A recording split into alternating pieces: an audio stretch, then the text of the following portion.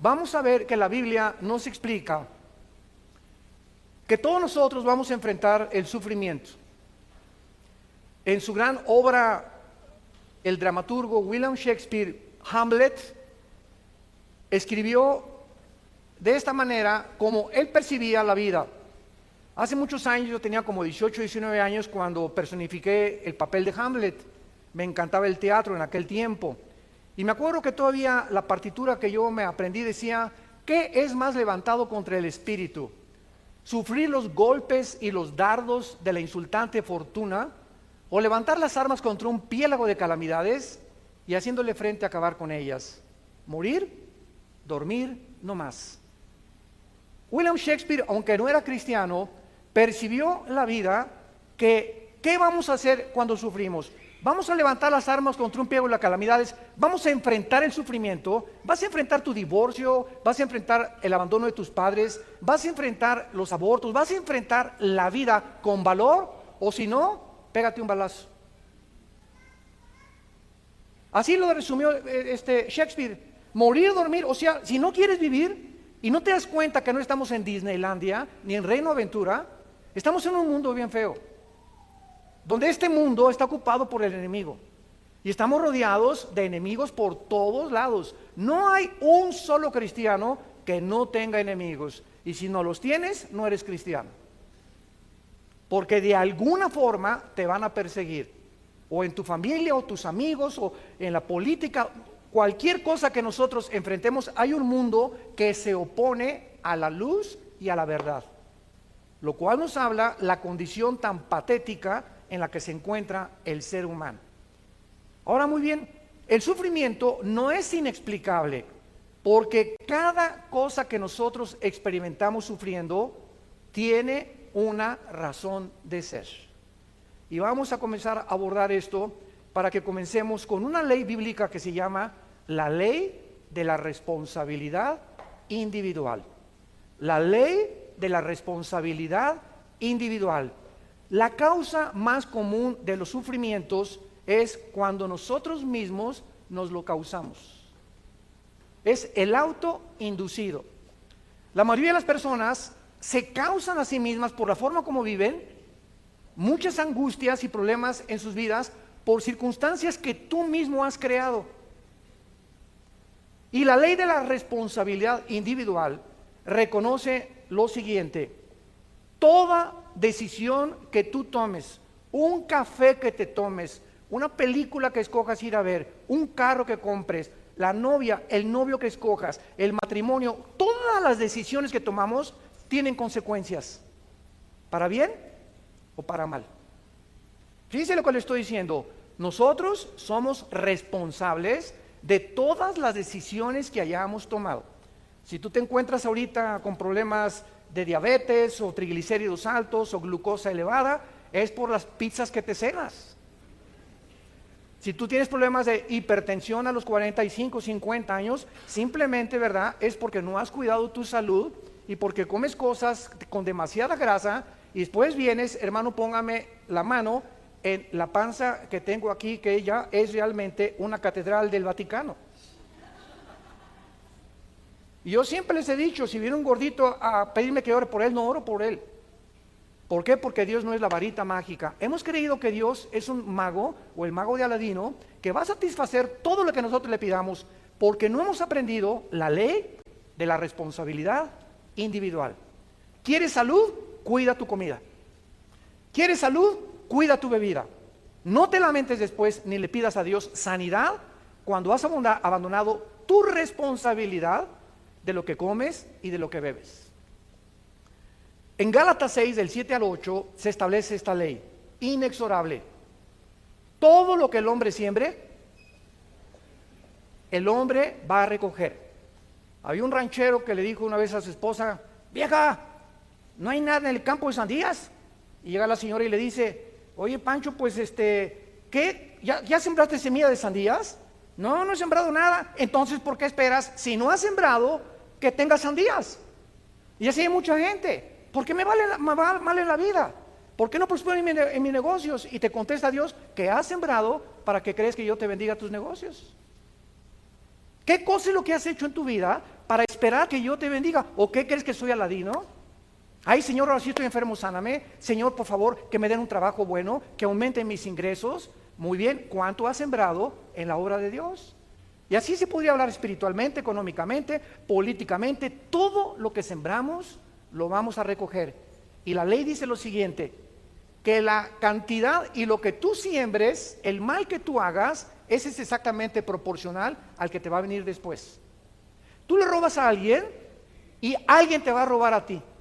Tú le debes a alguien y alguien se va a convertir muy pronto en tu deudor. Tú manoseas a tu novia, que no están casados, o la tratas de abusar, tú no te imaginas cómo te va a ir en tu matrimonio. Ahorita los psicólogos y los ginecólogos han llegado a la conclusión que la mayor parte de los problemas que el hombre sufre de disfunción eréctil son maldiciones de hombres que trataron mal a las mujeres en su juventud o a su ex esposa. Tú tocas a una mujer y le haces daño a una mujer, no te la acabas. No te la vas a acabar, porque Dios es vengador y porque estás abusando de una propiedad que no es tuya. Las mujeres le pertenecen a Dios. Y si no entendemos esto, no podemos como hombres cristianos tener mejores matrimonios ni mejores familias, porque estamos abandonando la ley de la responsabilidad individual. Muy bien, aún antes que Dios creara al ser humano, decretó el libre albedrío.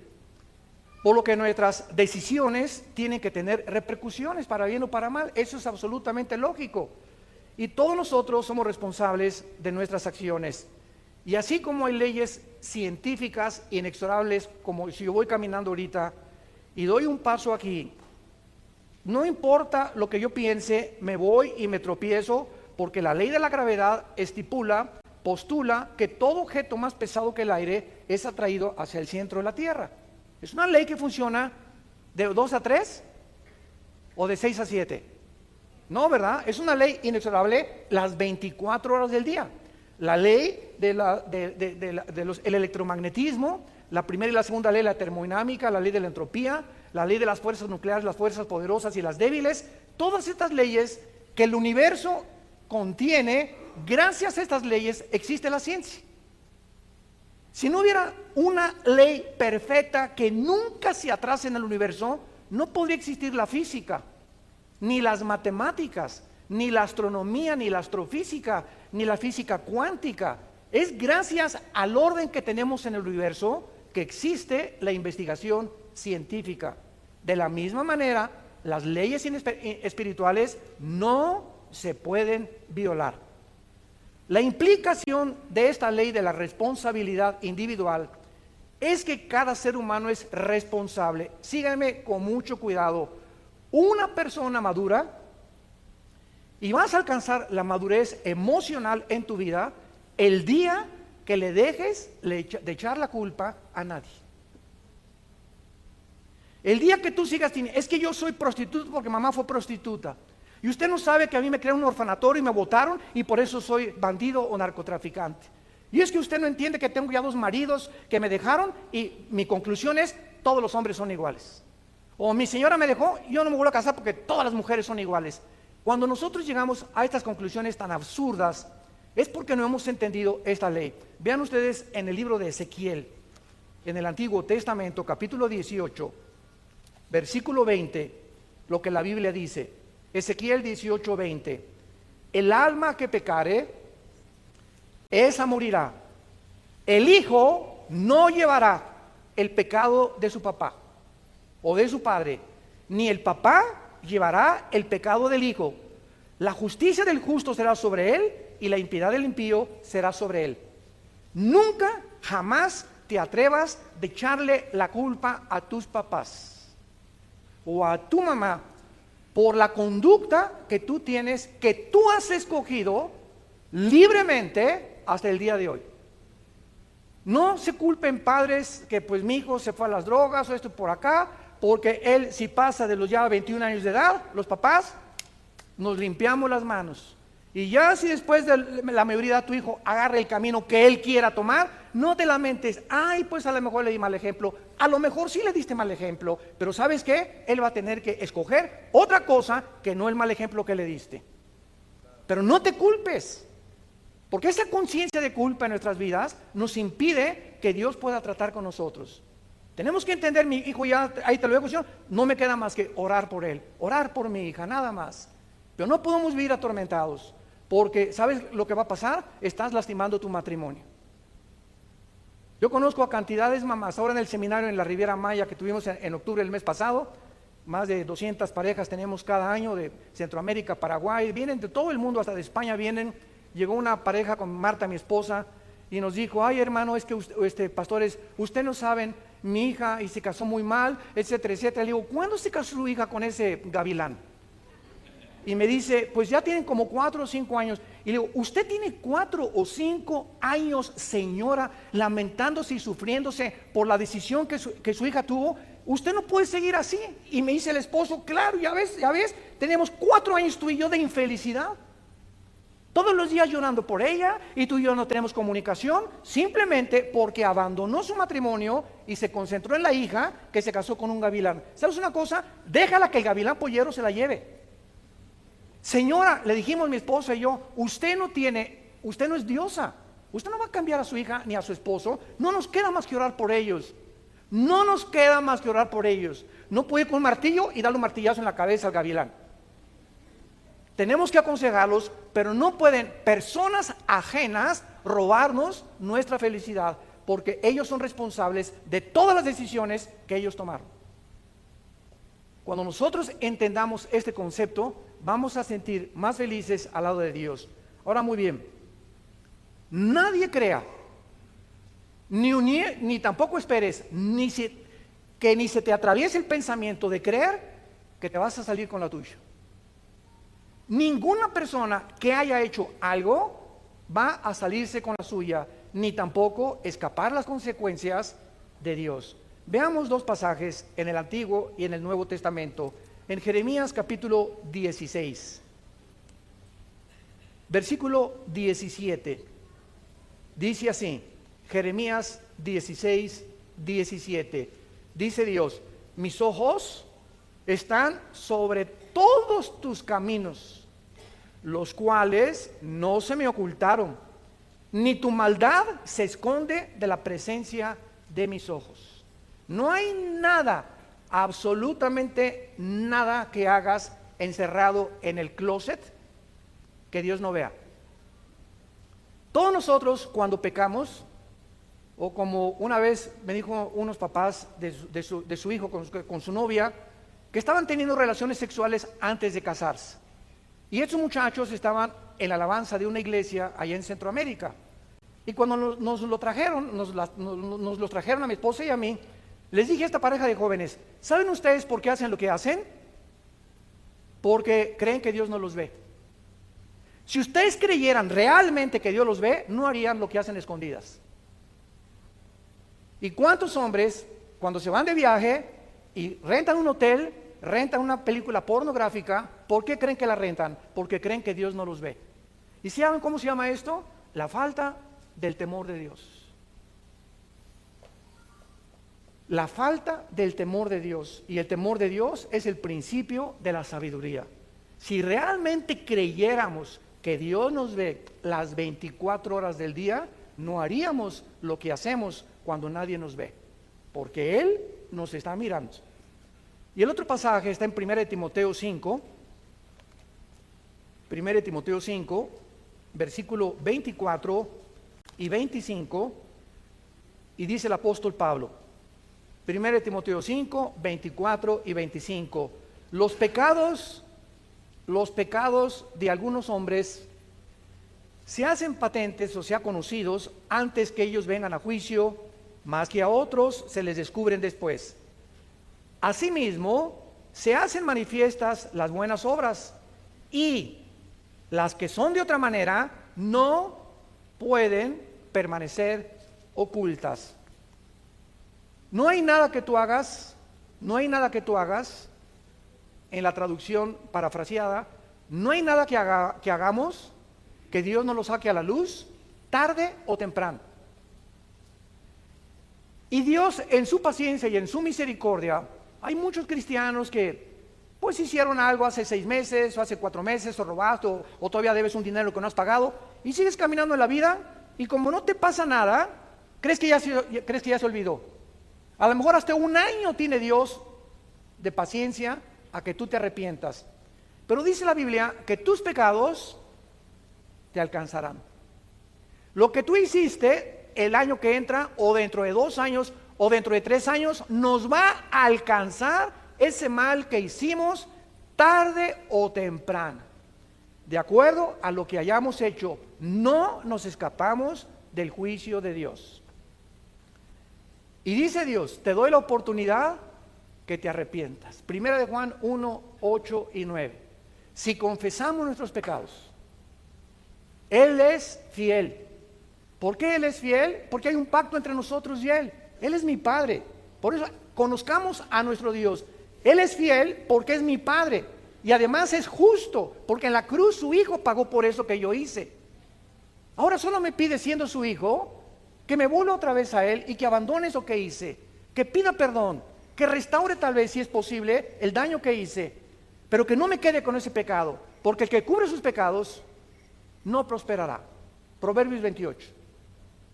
Y el que lo confiesa alcanzará misericordia. Entonces Dios nos da 2 opciones: hijo, hija, híncate, o dímelo tal vez hoy en la tarde que vamos a orar. Dime, Señor, estoy haciendo esto, estoy haciendo aquello, reconozco que no puedo seguir haciendo eso, y la sangre de Cristo te va a limpiar de toda maldad y te evitas el juicio de Dios, que vamos a ver al final, que es terrible, pero no nos podemos escapar, porque es la ley de la responsabilidad individual. Regresamos a Hebreos 12, en nuestro pasaje, y veamos algunos secretos de esta forma de tratarnos. Dice el versículo 5 y 6, que no se nos olvide. ¿Qué estoy haciendo ahorita con todos ustedes? Los estoy exhortando. La profecía exhorta, consuela y edifica. Ya el profeta del Nuevo Testamento no es: te vas a casar con una muchacha que va a llegar de verde dentro de 2 semanas a la iglesia, o el presidente de esta nación va a hacer esto y va a salir esto y aquello. Esas profecías, ¿verdad? Siempre les he llamado yo marihuanadas. ¿De cuál fumaron? El profeta en el Nuevo Testamento, 1 Corintios 14:3, es la persona que habla para exhortar, para edificar o para consolar con la Biblia. Ya no es para el futuro, porque el futuro está completamente revelado ya aquí en los 66 libros de este maravilloso libro que se llama la Biblia. Entonces dice Dios, no te olvides de la exhortación. Y ahorita Dios, a través de la Biblia, yo estoy haciendo esto, y apunto un dedo a ti y me apunto 3 a mí. O sea, no creas que yo tampoco me escapo de esto, porque nosotros somos los primeros, a los líderes a quienes Dios nos juzga. Antes que Dios juzgue a la iglesia, comienza con aquellos que son líderes en su casa, los hombres, en tu trabajo, en tu oficina, políticamente, a los jueces, a los magistrados, a los gobernantes, a los presidentes de la república. Les cae tarde o temprano el hacha que ya está puesta en la raíz del árbol. Entonces, no olvidemos esto que va a decir Dios. Hijo mío, no menosprecies mi disciplina. La palabra disciplina en el griego es la palabra pedagogos. De ahí viene la palabra pedagogía, que se usa para educar a los niños. A un niño en la primaria, desgraciadamente muchos maestros no lo saben, la educación, no, escuchen esto, la educación no consiste en solamente un input o meter data o conocimiento en las mentes del niño. El niño sabe de historia, de geografía, teatro. La educación básicamente bíblica está relacionada con formar el carácter, conformar la formación del carácter. Es lo que significa pedagogos en el griego, formar el carácter. Es importante que el niño, aparte que reciba información desde la primaria, sepa que tiene que llegar con los zapatos boleados, que no puede hablar en el salón porque hay disciplina, que tiene que respetar a sus amiguitos y no estar hablando cuando la maestra esté en el pizarrón, que tiene que llegar en punto a las clases, y la responsabilidad y la disciplina que se adquiere en las escuelas desde los niños es lo más importante para cuando ellos crezcan en su carácter. Decía J. Ed Hubbard, que fue el presidente y fundador del FBI, de la Oficina Federal de Investigaciones en Estados Unidos, que sirvió a 4 presidentes en Estados Unidos como jefe del FBI. Antes de morir, Hubbard dijo estas palabras: La característica de todos los delincuentes juveniles en las cárceles que he visitado, el principal factor es que todos ellos creen que el mundo está en deuda con ellos, que el mundo les debe algo. Y son muchachos amargados que crecen, nunca en la casa no los disciplinaron, en la calle se pasaron los altos, insultaron a la policía, tarde o temprano acabas en la cárcel. Porque vivimos un mundo con reglas y tú no puedes ir contra la autoridad porque recibes las consecuencias en tu propia vida, en tu familia, en tu matrimonio, en tu trabajo. Entonces, si nosotros creemos que y nos victimizamos, es que yo sé cómo soy porque nadie me quele. Cuando mataron al presidente Kennedy, 1962-63, en la ciudad de Dallas, Texas, Lee Harvey Oswald, un muchacho que fue entrenado en Rusia y que supuestamente parece que él fue el asesino, parece que fueron 2 balazos los que le dieron, etcétera, etcétera. Cuando comenzaron a investigar la vida de este muchacho, Lee Harvey Oswald, descubrieron que había sido criado en un orfanatorio y que su mamá lo había abandonado, lo metieron a otro orfanatorio y también lo volvieron a abandonar. Y entonces, si no lo hubieran matado, los jueces en Estados Unidos y en la América Latina, escuchen esto, están victimizando a los ladrones y a los asesinos. No, es que él, si no hubiera tenido sus papás, es que si no hubiera tenido esa mamá, vamos a darle una sentencia más leve. ¿Sabes una cosa? Él hizo lo que hizo porque él lo quiso hacer. Y cuando le echamos la culpa, que somos víctimas de las circunstancias, ¿sabes de dónde viene eso? De Freud. El medio ambiente me hizo ser como yo soy. Soy el resultado del medio ambiente en el cual yo me desenvolví. En Estados Unidos hay un grande predicador que le decían el segundo que iba a ocupar a Dr. Billy Graham cuando muriera, que se llama, porque él vive, James Robinson. Él pertenecía a los Bautistas del Sur, allá en Texas, y este muchacho nació a los 6 meses, su mamá lo echó un bote de basura. Lo recogió una prostituta del bote de basura cuando él tenía, antes del año de nacido. La prostituta lo estuvo criando y amamantando como 1 año y lo volvió a echar a otro basurero cuando tenía 3 años de edad. Lo recogió otra tercera prostituta y esta tercera prostituta lo crió como 3 años y lo internó en un orfanatorio porque declaró que no lo podía seguir manteniendo. James Robinson se creó con todos estos antecedentes en un orfanatorio y a los 16 años un pastor fue a predicar al orfanatorio y él se convirtió. Y se convirtió en el predicador más grande que Estados Unidos ha tenido después del Dr. Billy Graham. Ahora él se dedica a cuidar niños con su esposa que necesitan ayuda de comida en el África. Pero ahí está el resultado, que es una mentira que tú eres lo que eres por el medio ambiente en donde tú te desarrollaste. Que tu papá le decían el Chapo de Querétaro, a tu mamá le decían la prostituta de aquí de San Miguel Allende, y a ti te hicieron lo que quisieron. Nada justifica delante de Dios lo que tú has decidido ser. Y eres lo que eres porque decidiste ser igual a tu mamá o igual a tu papá y no quisiste salirte de ese medio ambiente, porque Dios nos ofrece y nos dice que su gracia es más grande que nuestro pasado. Si lo quieres apuntar, la gracia de Dios es más grande que nuestro pasado. Ahora, muy bien, dice la Biblia que no desmayemos cuando Dios está formando nuestro carácter. Y esta palabra dice, porque Dios al que ama disciplina. Y vean ustedes la palabra que se usa a continuación en el versículo 6, y azota, en el griego es mastigo, azota al que sirve por hijo. Esta palabra azotar es ya algo físico. Dios primero nos habla esta mañana. Te estoy hablando, hijo o hija mía. Deja de hacer lo que estás haciendo. Te estoy viendo. Y te estoy recordando que no te vas a salir con la tuya. Tarde o temprano te voy a llamar a cuentas. Hazme caso, por favor. Ven a la cruz. Ahí está la sangre tan fresca como hace 2000 años para que te arrepientas. Pero si tú insistes en eso, ya no te voy a hablar porque vas a endurecer tu corazón. Y cuando tú sales por esa puerta esta mañana y tú no cambias tu actitud, ¿qué le pasa a el alma? ¿Sabes? Hace mucho tiempo yo tenía un martillo y estaba clave en el garaje de la casa de ustedes, y me salió una especie de callo aquí en la mano, y esta callosidad descubrí, me dijo un amigo, agarra una aguja y atraviesa. Le dije, no, me va a doler. No, me dijo, haz el experimento. Y agarré una aguja y la metí en el callo, cero sensibilidad. Porque el callo ya no tiene determinaciones nerviosas o articulaciones nerviosas, porque es callo. Esta palabra que se usa en la Biblia es lo que le pasa al alma. Llega un momento en que vienes a la iglesia y oyes, pero como te has endurecido tanto en tu corazón, Dios ya no te puede hablar. Porque tú has decidido no arrepentirte. Entonces Dios va a tener que usar algo más drástico. ¿Y sabes por qué? Porque te ama. Porque nos ama.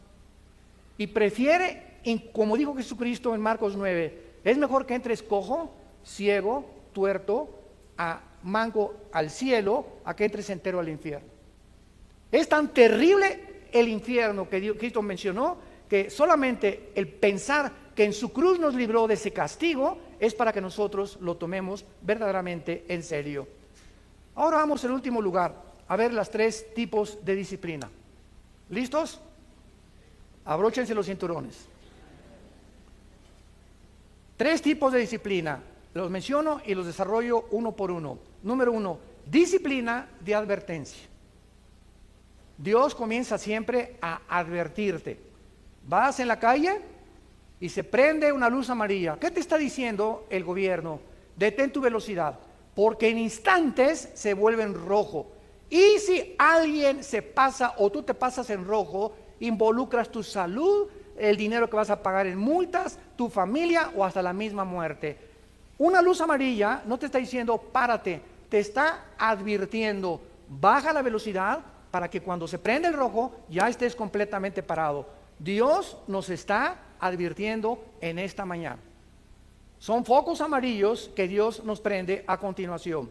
Se llama la disciplina suave.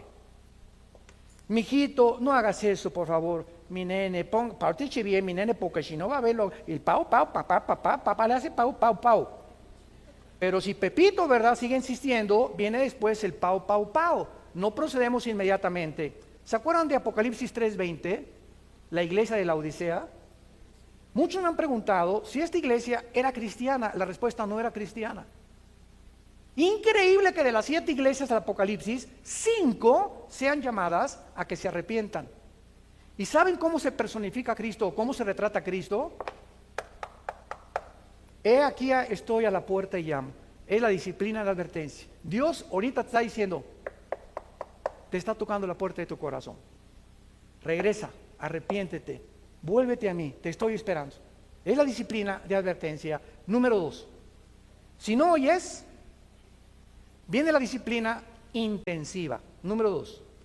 Si tú ignoras, rechazas las advertencias divinas, requerirás una disciplina mucho más intensa. Por tu terquedad, por tu endurecimiento de tu corazón, vas a perder la sensibilidad a la voz del Espíritu Santo, por lo que las advertencias ya no te pueden servir. Y solo Dios lo sabe. ¿Cuántos de ustedes se encuentran en el segundo paso? En esta advertencia en la que no has hecho caso de la primera. Ahora Dios va a usar algo más intenso que te va a doler. Lo único que te puedo decir es que nos va a doler si no nos volvemos a Él. Sin embargo, como Dios tiene un plan maravilloso para nuestra vida, en su misericordia y en su gracia nos mantiene vivos. Porque nos podría llevar a casa, ¿verdad? Pero nos ama tanto Dios y es tan paciente la gracia de Dios y el carácter de Dios, que por eso estás aquí esta mañana. ¿No te has preguntado por qué amaneciste aquí? En lugar de que ahorita te hubiera agarrado un accidente y ya fuera un ataque al corazón, una embolia cerebral, estás aquí vivito y coleando, sentado escuchando tal vez segundo paso de la disciplina de Dios, porque Dios todavía no ha tratado contigo allá afuera. A lo mejor ustedes se encuentran en este segundo paso de la disciplina intensa, y es claro, ¿verdad?, que donde hay vida, hay esperanza. Estás vivo, amaneciste vivo, hay esperanza. ¿Por qué? Te puedes arrepentir todavía. Y cuando no hacemos caso de la advertencia, ni tampoco de la disciplina intensa, viene en último lugar la disciplina de muerte. La disciplina de muerte que la vemos en más de 3 casos en el Nuevo Testamento. Veamos el primero en el libro de los Hechos, capítulo 5, con tus padrinos Ananías y Zafira. En el libro de los Hechos, capítulo 5, vemos un caso atónito, un caso sorprendente, que tal vez al principio choca con nuestra mente contra la mente de Dios, y nos preguntamos cómo puede llegarle a suceder esto a un ser humano. Solo recuerda algo: Dios te trajo al mundo y a mí también. Él es el creador de la vida, ¿correcto? Ok, Él como creador, en el momento que le dé la gana, de la forma que Él diseñe o como Él quiera, nos lleva a casa también. Ya sea quemado, atropellado, en la panza de un tiburón, un ladrillo en la cabeza de un terremoto, un choque, un cáncer, nos vamos al otro lado, nos tenemos que ir. Otros tranquilos en el hospital, alabaré, alabaré, y pum, se pintan. Qué dichoso morir así, ¿verdad? Pero no todos vamos a morir así. Entonces, esta es la razón por la cual tenemos que entender algo. Dios es el dueño de nuestra vida, y no hay nadie que se pueda atrever a decirle a Dios: ¿por qué hiciste esto? Porque detrás de lo que nosotros consideramos que no es objetivo o que no es lógico, la sabiduría de Dios va más allá y trasciende nuestra manera de pensar. Aquí hay una pareja en Hechos 5 llamados Ananías y Zafira. Esta pareja robaron de una cantidad que iban a entregar en la iglesia. Sustrajeron del precio, y su esposa, sabiendo que el esposo estaba robando esa cantidad, se hizo cómplice de él. Hay un dicho en mi tierra que dice: tanto peca el que mata a la vaca como el que estira la pata. Si tú sabes algo de alguien y tú no lo delatas, en la iglesia, por ejemplo, si tú sabes que alguien en la iglesia, escuchen esto, en la iglesia los pastores perdonamos todo, ¿verdad? Menos la rebelión contra los líderes. El día que cualquiera de ustedes oiga que se habla mal de un líder, esa persona no debería estar en esa iglesia. ¿No te gusta el pastor? Mira, salte y vete a otra iglesia y busca una que te guste, porque si te quedas sembrando semilla y cizaña, no te la vas a acabar con Dios. Ahora, si alguno de ustedes sabe que hay un pecado de un pastor que es ya trascendente, que está viendo en adulterio, que el pastor tiene un amante, o que fraude o robo, ustedes ya para qué se quedan en esa iglesia, ¿verdad? Es absurdo que tú siguieras en esa iglesia. Pero tú no puedes con tu esposo saber que él está robando cualquier cosa y quedarte callada. O que tu esposa en adulterio y no se lo dice al pastor. Es que me va a pegar si él sabe. Pues sabes una cosa, que no temas las consecuencias, porque Dios te va a proteger. Bueno, esta señora Zafira se quedó con todo, ¿verdad? Guardado. Y entonces dice la Biblia que cuando le trajeron lo que se habían propuesto, le trajeron una parte nada más a los pies de los apóstoles. Y dijo Pedro a Ananías: vean ustedes, la primera pregunta es: ¿por qué llenó Satanás tu corazón para que mintieras al Espíritu Santo y sustrajeres del precio de la heredad? La primera pregunta es: ¿quién le dijo a Pedro? Ya no estamos en el Antiguo Testamento. En Hechos 2 comienza el Nuevo Testamento. ¿Quién le dijo a Pedro, que ni los conocía, que entrando a la iglesia, él sabía que este hombre y esta mujer tenían un pecado de latrocinio y de mentirle a Dios? ¿Quién le dijo a Pedro? Se llama palabra de conocimiento. Cuando un cristiano desarrolla el discernimiento espiritual, Hebreos capítulo 5, y vives cerca de Dios, a través del tiempo, tenemos como una parabólica espiritual en la dimensión invisible, que Dios te permite ver o sentir, y tu esposa te dice: mira, tú le traes a Pancho, te presenta a Pancho, y el esposo dice: yo no sé, mi amor, ya se fue Pancho, pero sabes que hay algo en su mirada, hay algo en su actitud que no me gusta. Escucha a tu esposa, porque tienen ellas más desarrollado este sexto sentido que nosotros los hombres. Ellas se dan cuenta mucho más de la hipocresía y la falsedad de muchas personas. No todas, nomás las que están casadas con nosotros. La que está casada no, pero esto es muy importante. Entonces, reteniéndola, le dice Pedro: no te quedaba a ti. Al oír estas palabras, Ananías cayó y se murió. Ahí, ¡pum!, cayó en la iglesia. Y dice la Biblia: vino un gran temor sobre todos los que lo oyeron. El hecho que Dios haya permitido que se murieran estas personas cuando la iglesia estaba comenzando a levantarse, tenía esta lección: estoy vigilándolos a todos. Y aquí en la iglesia vas a caminar derechita a la flecha. ¿Por qué? Porque si no hay temor de ti, de mí, dice el Señor, no has entendido ni puedes caminar conmigo. Y recuerden algo: el temor de Dios no es tener miedo de Dios. Porque tener miedo de Dios es una cosa y tener temor de Dios otra cosa. ¿Sabían ustedes eso? El tener miedo de Dios te hace que te alejes de Dios y que no te acerques a Dios. Y cuando tememos a Dios, nos acercamos a Él sabiendo que en Él hay perdón, que en Él hay misericordia, que es mi papito y que me puede levantar, y que si me caí del caballo me va a sanar las heridas, porque Dios hace la herida y Dios sana también. Entonces el temor de Dios nos acerca a Él, porque sabemos que Él es real, que está viendo y que no lo puedo engañar. El segundo caso está en 1 Corintios 5. El segundo caso de un cristiano o de cristianos que cometieron la disciplina de muerte. En este caso de 1 Corintios 5, de cierto se oye, dice Pablo, que entre ustedes hay un problema sexual. Se tradujo con la palabra porneia, de ahí viene la palabra pornografía. Cuando vean ustedes fornicaciones, cualquier pecado fuera del matrimonio o cualquier relación sexual fuera del matrimonio es fornicar. Oigo, dice Pablo, que en la iglesia hay un pecado sexual. Y este pecado sexual ni siquiera se nombra entre los gentiles, tanto que alguno tiene la mujer de su padre. O sea, este muchacho se estaba metiendo con su madrastra. Increíble. Y los líderes lo sabían. Los pastores lo sabían. Entonces, ¿cómo podía Pablo permitir esto? Y dice el versículo 2, ustedes están envanecidos, no debieran haber quitado de en medio ustedes al que cometió tal acción. O sea, en este momento requiere que la persona que está así y no se disciplina, salga de la iglesia. Ay, falta de misericordia. No es una misericordia santa. Porque mucha gente cree que la misericordia es: ay, me pegó mi esposo, me quiero aguantar porque me dijeron las hermanas que me aguantara de todo. Esa no es una misericordia santo, esa es mansedumbre. Ninguna mujer puede permitir que su esposo la toque. Es que la hermana me dijo, a ese haber sido la Madre Teresa. Pero no, eso no dice la Biblia. Tenemos que entender la disciplina de Dios.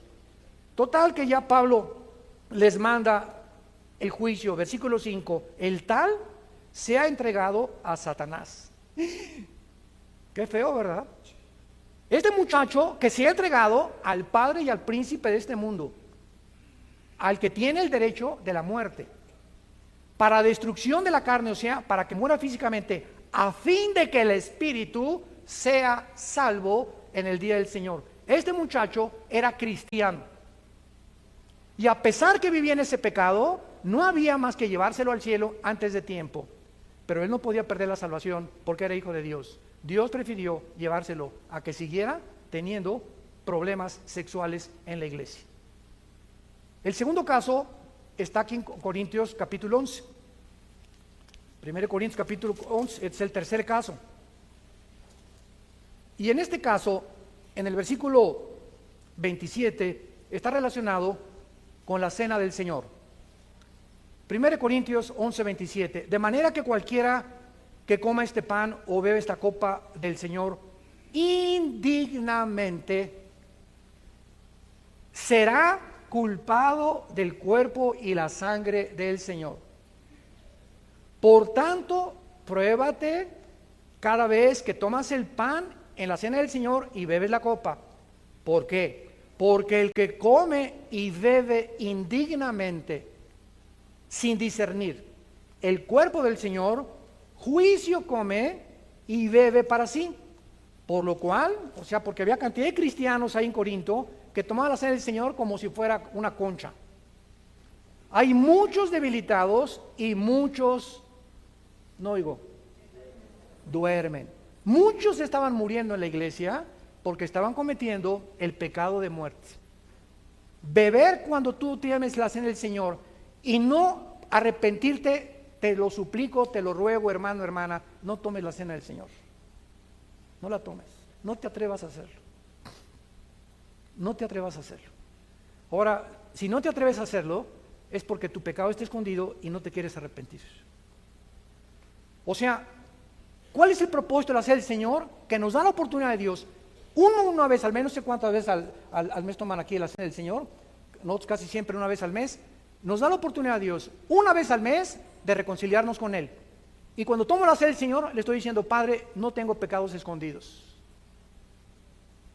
Y en ese momento, agachas tu cabeza, Padre, ilumíname, si tengo algo, si le grité a mi esposa, te prometo que hoy llegando la voy a llevar a comer al mejor restaurante, o nuestro topito, se le voy a pedir perdón, le voy a pedir perdón a mis papás, le voy a pedir perdón a mi esposo, voy a arreglar la deuda que tengo, Señor. En ese momento nos da la oportunidad de arreglarnos, de ponernos a cuentas con Él, porque si te atreves a tomar la cena del Señor y mantienes el pecado, que Dios te da la oportunidad de confesarlo, estás expuesto a un juicio de Dios muy, muy, muy grave.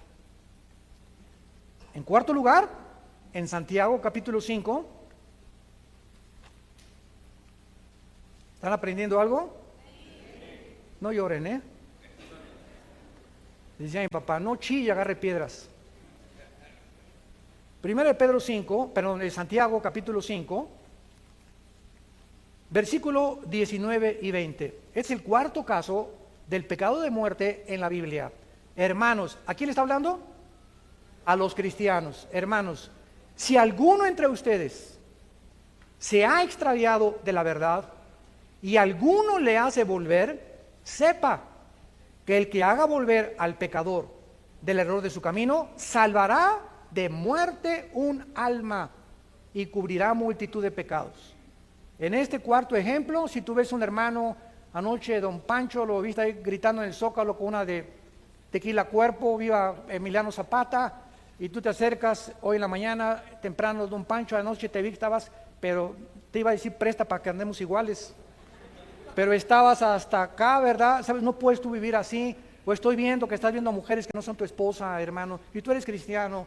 Mira, Juanita, sé que te estás acostando con tu novio. ¿Sabes una cosa? No hagas eso, no busques que Dios te tenga que juzgar. Si tú tratas y logras convencer a una persona cristiana o un cristiano de que no siga haciendo lo que está haciendo, vas a tener bendiciones tremendas de Dios y vas a evitar que esa persona se muera antes de tiempo. Estás hablando de muerte y es muerte física, porque es cristiano, no puede perder la salvación. Es tiempo de reflexionar profundamente acerca de nuestra vida y de poder pensar qué es lo que Dios quiere para nosotros. Todos ustedes los que traigan su Biblia, eso es lo bueno de traer la Biblia el domingo, la vamos a abrir en 3 pasajes, porque a continuación voy a desarrollar el inicio de una nueva serie, titulada El desafío de la fe. El desafío de la fe. Romanos 5:3,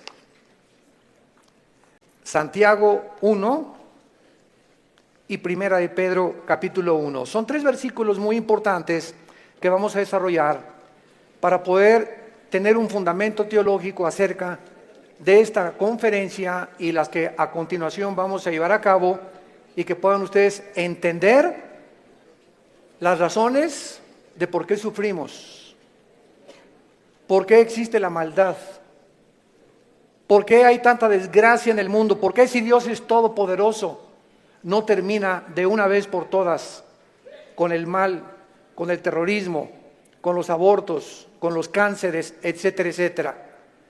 ¿Por qué hago todos estos cuestionamientos? Porque hace menos de una semana murió un grande astrofísico inglés llamado Stephen Hawking.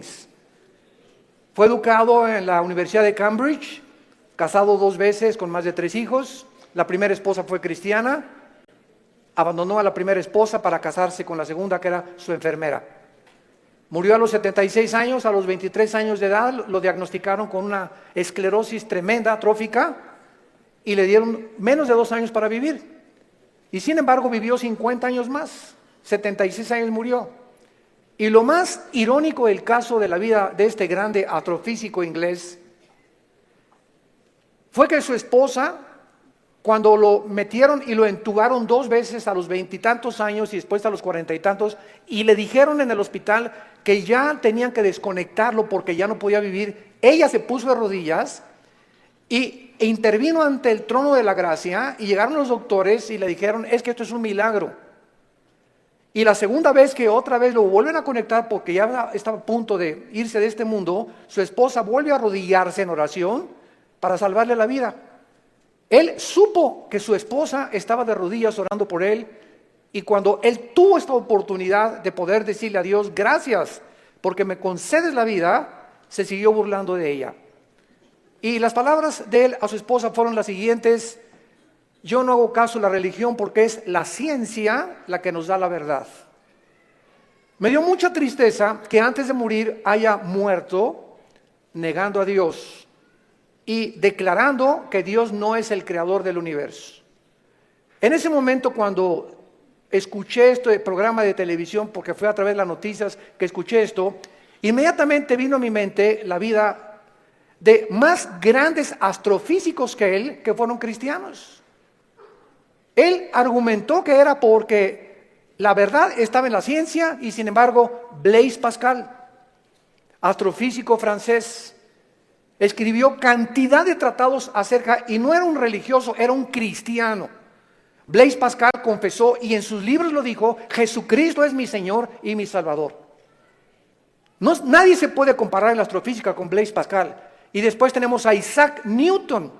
¡Qué tremendo! Isaac Newton, que comienza a postular las leyes de la famosa gravitación, cristiano de los pies a la cabeza, y muere alabando a Dios y dándole gracias a Dios por la muerte de Cristo.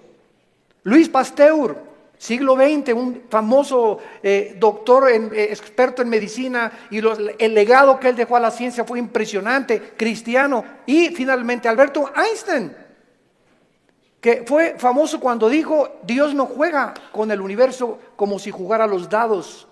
Todos estos hombres fueron cristianos y creían en Dios. Los filósofos de hace 2150 años aproximadamente, 150 años antes de Jesucristo, Aristóteles, que fue el maestro de Alejandro el Magno, Platón, Sócrates, Demóstenes, creían en un Dios. Por lo menos dijeron: pienso, luego existo, existo, luego vivo, esta causa no puede estar dentro de mí, esta causa tiene que estar fuera de mí, tiene que haber algo, llámale la fuerza, una entidad superior, pero tiene que haber algo que trascienda, que es Dios. Aunque no lo pudieron nunca ubicar, el apóstol Pablo en Hechos 17 se enfrenta con los atenienses filósofos, discípulos de un gran hombre que se llamaba Zenón, y los discípulos eran los epicúreos y los estoicos. Y Pablo en Hechos 17 les demuestra y les dice: ustedes adoran un Dios porque tienen un monumento altísimo que decía: al Dios desconocido. O sea, ellos lo único que sabían es que tiene que haber una causa detrás de la existencia del mundo y del universo. Pero llegamos al siglo XX, donde se levantan Friedrich Nietzsche, Jean-Paul Sartre, Bertrand Russell, Richard Dawkins, y finalmente este astrofísico que muere diciendo que Dios no puede existir ni ser el creador del universo. ¿Saben ustedes por qué el astrofísico Stephen Hawking negó a Dios antes de morir? Simplemente porque no pudo explicar sus sufrimientos. Su esposa lo dijo, la primera esposa: Stephen está enojado con Dios, con un Dios que no existe. Se amargó contra alguien que no existe. Y siempre estuvo repelando, ¿verdad? Porque si Dios es Dios, no lo sanaba y no lo levantaba de esa silla de ruedas. Hace poco ustedes escucharon el testimonio de Nicky, un muchacho sin brazos y sin piernas. Nació con el puro tronco nada más.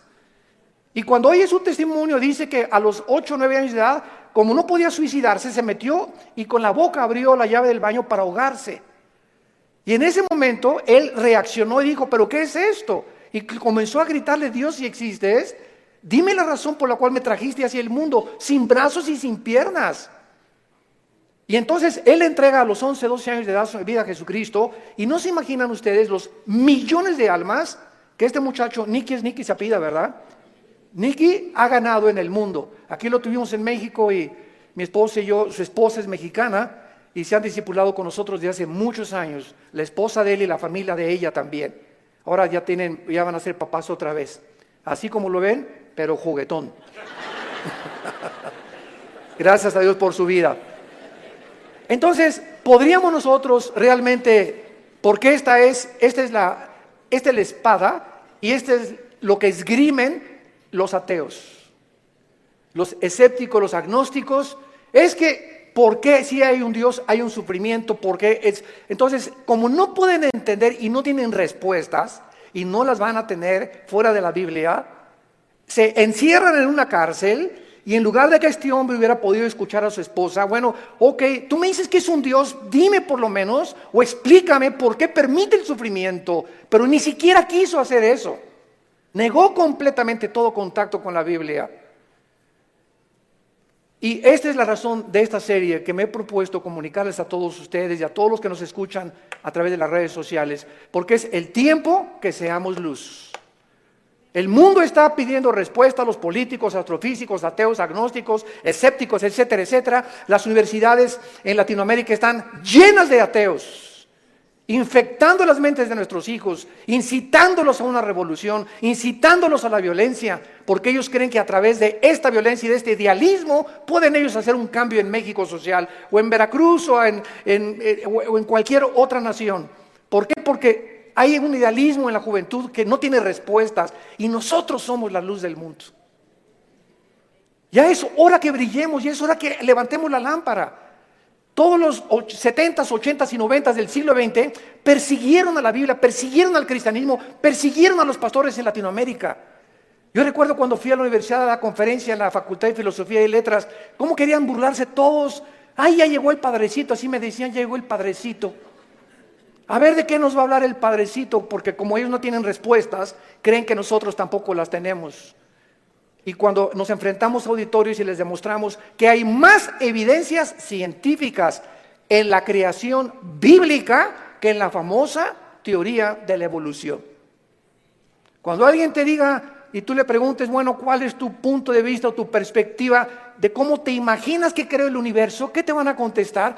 Pues por ahí anda una enseñanza, una ideología que se llama el Big Bang, o la grande explosión traducida. ¿Y qué significa esto? Que pues los físicos se imaginan, porque no se puede probar científicamente, que pues comenzó con una explosión en el universo. Y entonces de esa explosión se formó todo lo que nosotros vemos.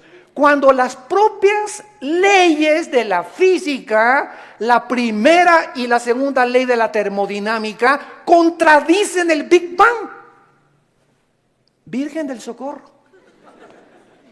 Me atrevo a decir esto. La misma física que dice la primera ley de la termodinámica, nada se crea ni se destruye. La segunda ley, todo tiende al desorden, a la oxidación, a la destrucción, a la corrupción. Nunca del desorden se ha formado el orden por el amor de Dios. Entonces, ¿cómo podemos estar defendiendo una teoría que la aceptamos ciegamente? Porque mi maestro me la enseñó.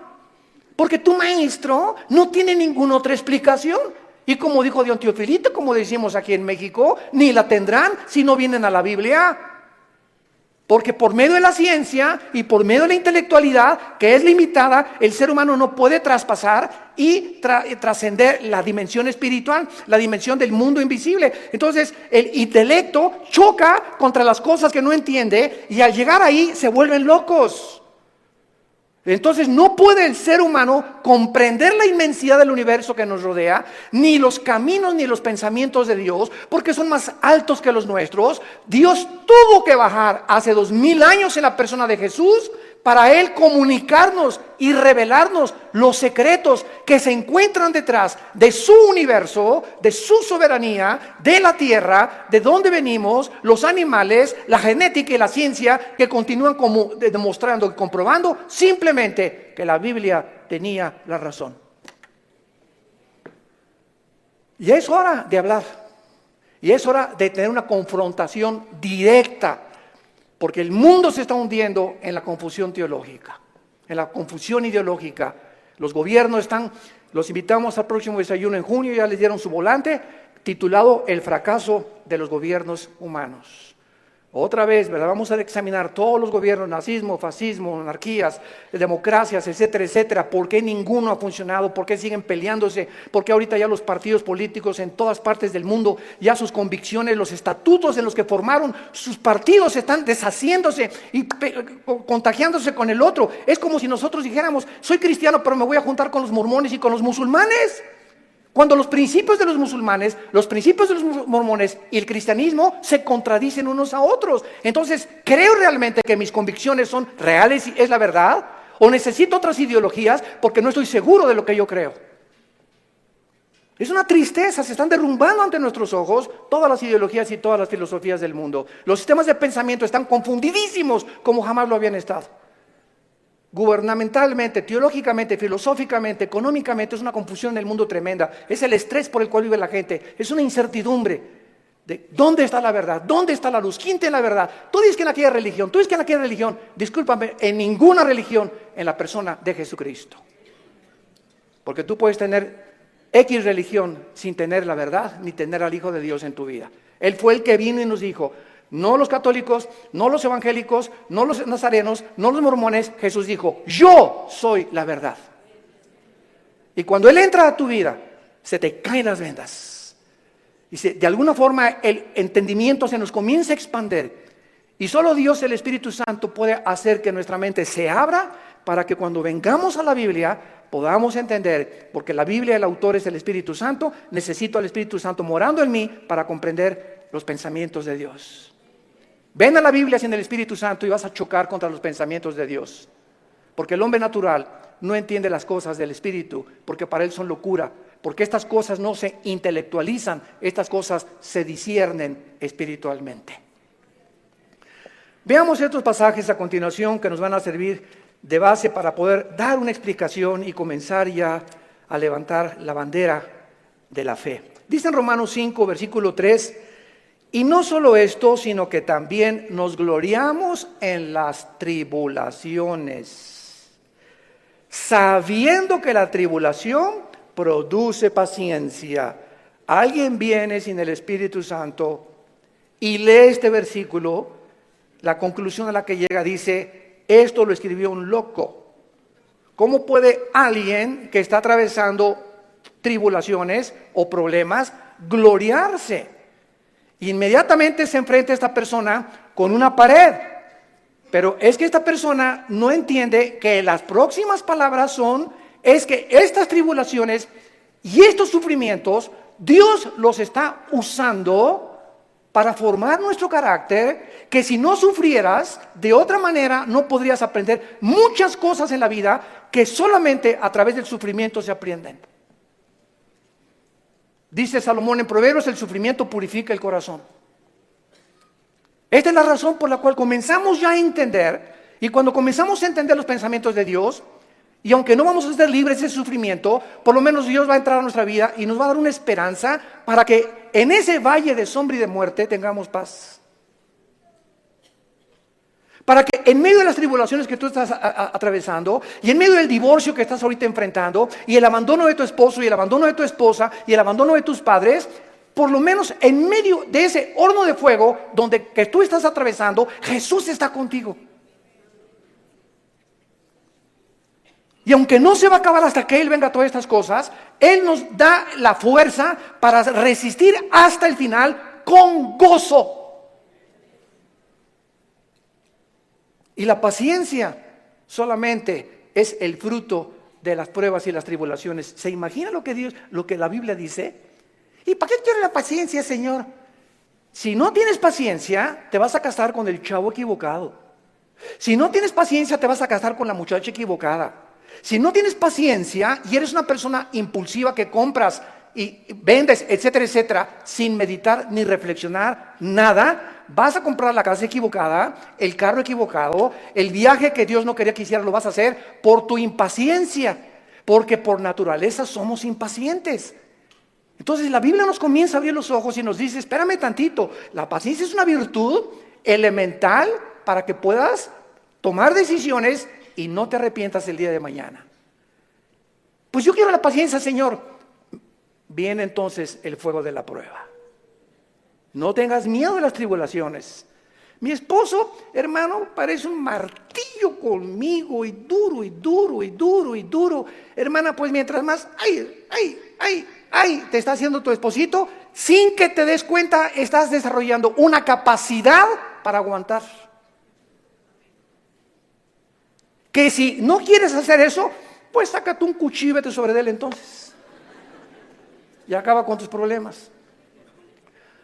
Hace muchos años, quiero irme con mucha calma con estas conferencias porque son muy importantes y tratar no se imaginan, oren por nosotros, por mi esposa y por nosotros, nuestros hijos. Necesitamos mucho de las oraciones de todos ustedes y le pido a Dios mucha oración, que siempre que yo estoy enfrente de un público pueda yo tener la capacidad de explicar su bendita y profunda palabra. Hace muchos años había un dramaturgo inglés llamado Oscar Wilde. Y él hizo muchísimas obras de teatro. Yo me acuerdo, tenía como 18, 19 años de edad, formé parte de un elenco teatral llamado Hamlet. Y en una de las cosas que yo tenía que declarar durante el escenario, en el teatro, representando a Hamlet, ¿verdad? Dice así la obra de William Shakespeare: morir, dormir, no más. ¿Qué es más levantado para el espíritu? Levantar las armas contra un piélago de calamidades y haciéndole frente a acabar con ellas, o esperar el sufrimiento y dormir y morir, no más. En otras palabras, este dramaturgo, que no era cristiano, pero creía en Dios, Oscar Wilde, y tenía problemas morales, ¿verdad? No nos vamos a meter con eso ahorita. Oscar Wilde pudo entender que la vida es o mueres o vives. Ahora, escojo vivir, aguántate. Decía mi papá, no chille, agarre piedras. Estamos vivos, no es Disneylandia, por el amor de Dios, ya madura. No es Reino Aventura. No estamos en el milenio todavía, estamos en un mundo de una raza humana caída, donde hay pecado, muerte y oscuridad, sombras, tristeza, enfermedades, violencia, etcétera, etcétera. Y vamos a través de esta serie a explicar por qué permitió Dios esto. Y nos vamos a dar cuenta, cuando veamos la explicación de Dios, vamos a levantar las manos, te voy a decir: Señor, profunda es tu sabiduría y tu gracia y tu misericordia. Cuán profundos son tus pensamientos. Y yo era como era porque no entendía. Ahora entiendo, Señor, y te alabo y te bendigo. Y va a venir una paz sobre tu vida que sobrepasa el entendimiento, que te va a dar la fortaleza de seguir viviendo para Jesús. Y este es el propósito de esta serie que he tratado de preparar para todos ustedes y los que nos escuchan. Las tribulaciones nos producen paciencia. Necesitamos la paciencia. La segunda es Santiago capítulo 1. Versículos 2 y 3, Santiago capítulo 1, 2 y 3. Hermanos míos, otra vez, parecía que estuviera loco Santiago, de cual fumó. Tengan por sumo gozo cuando se hallen en diversas pruebas. ¿Quién puede llegar a esa conclusión, verdad? Gózate cuando te corran de tu trabajo. Gózate cuando pierdas tu casa. Gózate cuando tienes algún problema, ¿verdad? ¿Por qué me voy a gozar? Porque esa prueba que estás atravesando está produciendo paciencia. Otra vez, Santiago está de acuerdo con Pablo para poder, con diferentes palabras, decirnos que las pruebas producen paciencia. Entonces tú llegas a tu casa con tu esposa: ¿qué crees, mi chenchita? ¿Qué, mi amor? Estás tan contento, te veo, te ascendieron de puesto. No, mi amor, al contrario, me corrieron. ¿Quién podría reaccionar así? Nadie, ¿verdad? Ni marihuano. Nadie podría reaccionar de esa manera, más que un cristiano que vive en el Espíritu. Y la esposa: oye, pero ¿sabes una cosa? Esto no es para que te pongas contento. Sí, mi amor, ¿sabes una cosa? Porque acuérdate de Romanos 8:28. Todas las cosas contribuyen para nuestro bien. Y no me corrieron porque haya sido ladrón, borracho, parrandero, jugador o defraudador. Me corrieron, ¿verdad?, por política, lo que tú quieras. Pero ¿sabes por qué me gozo, mi amor? Porque creo lo que dice la Biblia. Ahorita mi única reacción sería llegado: vieja, sácame la de don Julio reposado. Y vamos a ponernos los dos hasta atrás. Esta vida no vale gorro. Vamos a divertir. ¿Qué nada? ¿Y qué Dios ni qué cristianismo? Esa es la otra reacción. Y comenzar con la autolástima y comenzar a amargarte contra Dios. ¿Te das cuenta? Entonces, en lugar de que tomemos esa actitud, la Biblia nos muestra que nos enfrentemos a los problemas con otra actitud, porque cuando Dios ve que tú enfrentas esa actitud y que tú llegas a tu casa y Señor, gracias, te alabo, yo no entiendo por qué me corrieron, lo único que sé es que tu palabra dice, no desmayes, no tengas miedo, yo soy tu Dios, nunca te dejaré, nunca te abandonaré, y estoy seguro que viene un trabajo mucho mejor que el que yo tenía. En el momento en el que Dios ve desde el cielo que nuestra reacción aquí en la tierra es diferente a la de los demás seres humanos, Dios nos bendice.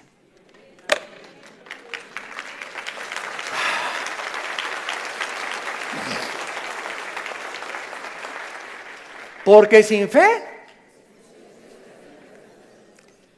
¿y cómo se demuestra la fe? Actuando al contrario de nuestros sentimientos y emociones. Hebreos 11:6. Y el versículo 1 de Hebreos 11 dice, y la fe es la certeza de lo que se espera, la convicción de lo que no se ve. Veamos y metamos aquí un microscopio. La fe está relacionada con el futuro y con lo invisible. Es una certeza, es una seguridad de algo que está adelante de mí, que estoy esperando. Y aunque yo no lo vea, estoy seguro que viene a mi vida. Y además estoy tan convencido, aunque no lo vea. La fe, si no es algo que tú estás esperando y no estás convencido, tu fe es la fe de los demonios. Dice Santiago capítulo 2 que los demonios también creen. No, yo creo en Dios. Pero ¿sabes una cosa? Tú dices que crees en Dios intelectualmente, pero no demuestras que tú crees en Dios por la forma como tratas a tu esposa, por la forma como tratas a tus padres, por la forma como ves a las mujeres. Este pueblo, Marcos 7, dijo Jesús, de labios me honra. ¿Cuánta gente hay por todos lados? Iban a desayunos y yo creo en Dios, pero sus acciones, su conducta contradice la piedad que ellos expresan o que creen tener en su corazón. Entonces te vuelves un hipócrita, te vuelves un falso cristiano, porque la fe tiene que, dice Santiago, sin obras no es fe. La salvación es por la fe, pero la forma de demostrar que esa fe es salvífica, que realmente nos ha transformado, es cuando vemos que ha transformado mi vida. Ya no soy el que yo era antes, antier, o hace un mes o hace 6 meses. Ahora cambió mi vida con mi esposa, la forma como veo a mis hijos, la forma como manejo mi negocio, la forma como me relaciono con la gente, la forma como veo a los gobiernos. Cambia completamente mi vida. Y si yo no manifiesto esta actitud o esta nueva conducta, no es cierto que soy cristiano. Y lo vamos a ver en el tercer pasaje, 1 de Pedro capítulo 1.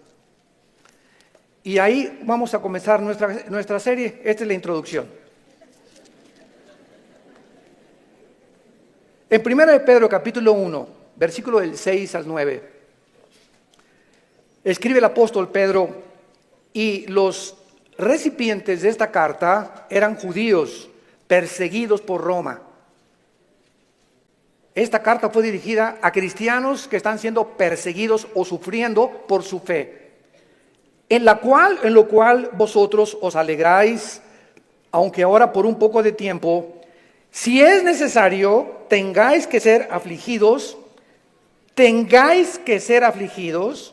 en diversas pruebas, para que sometida a prueba vuestra fe, mucho más preciosa que el oro, el cual aunque perecedero se prueba, con fuego se añade en alabanza, gloria y honra, cuando sea manifestado Jesucristo, a quien amáis sin haberle visto, en quien creyendo, aunque ahora no lo veáis, os alegráis con gozo inefable y glorioso, obteniendo el fin de vuestra fe, que es la salvación de vuestras almas. En otras palabras, y este es el tercer principio espiritual de nuestra serie, la fe de todos aquellos que han dicho, Jesús, entra a mi vida.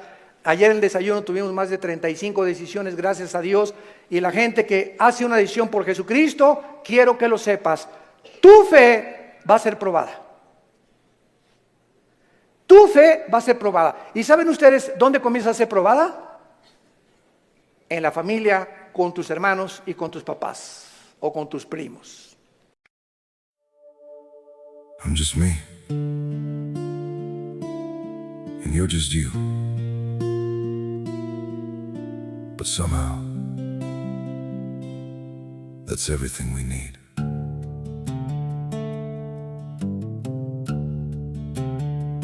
I don't have a perfect story, no shining crown to wear, just a heart that keeps on choosing you in every prayer. You're not made of fairy tales, you're not some distant dream, just the one who feels like home in ways I can't explain. I'm just me, and you're just you. Nothing more, but it feels true. No disguise, no in-between, just the way it's meant to be. We don't need to be someone, we don't have to chase the sun. In this world so wild and free, you belong with me.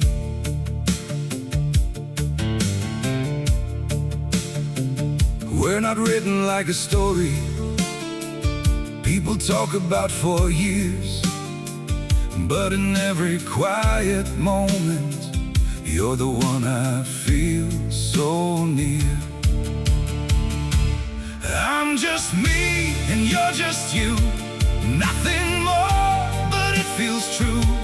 No disguise, no in-between, just the way it's meant to be. We don't need to be someone, we don't have to chase the sun. In this world so wild and free, you belong with me. Maybe we're not perfect, maybe we don't shine, but if you stay beside me, then everything is right. I'm just me, and you're just you. Still somehow we make it through every road and every sea. Lead you back to me. We don't need the stars above, we already have enough. Simple hearts, one destiny. You're the one for me.